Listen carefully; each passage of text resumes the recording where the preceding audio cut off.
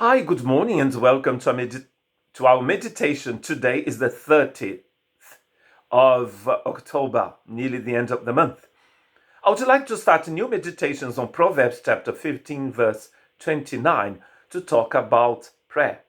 The Lord is far from the wicked, but he hears the prayer of the righteous. The prayer of the righteous. We shared about our words this week, how we needed to meditate them, to weigh them before we speak. But this time, starting today, I would like to share about the importance of the words that come out of our mouths to God, and that's what we call prayer. Listen to what John says in John 9:31. Actually, it's John quoting the blind man who had just been healed by Jesus. We know that God does not listen to sinners. He listens to the godly person who does his will. What does it mean? If God doesn't listen to sinners, he would not listen to you or to me or to anyone, because we are all sinners. But there is a difference between sinner and sinners. A sinner that has been justified by faith, and those who have not. What it means actually is what he's saying. Solomon is saying in Proverbs 15:29. He's calling the sinner here a wicked person. It is a person who is a sinner, who knows he is a sinner, but he doesn't ask God for forgiveness. He doesn't he doesn't think that it is bad to be a sinner. He keeps on sinning, and he does it knowing it is wrong what he's doing. God is not going to listen to that. God is not going to answer a prayer, because every time they pray is not actually praying to God as a righteous person would do. But the tax collector stood at a distance. He would not even look up to heaven, but beat his breast and said, "God, have mercy on me, a sinner." Luke chapter 18, verse 13. This text is very interesting because we see a sinner. It was a tax collector, a person who worked for Rome against his own people. So people didn't like them, especially the religious people.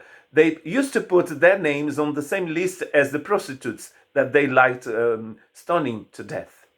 They wouldn't stone a person like that. They often had guard protection with them.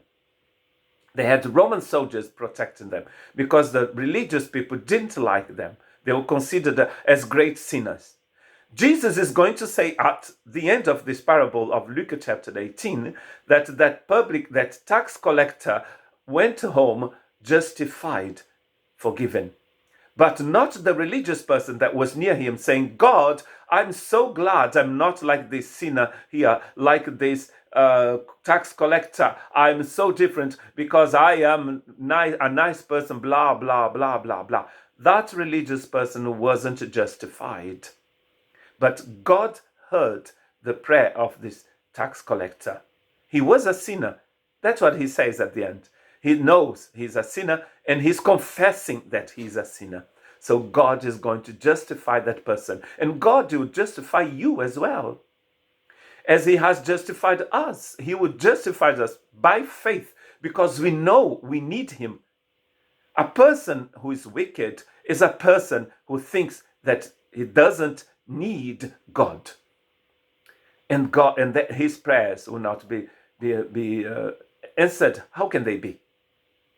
Romans chapter 10 verse 13 says, "For everyone who calls on the name of the Lord will be saved."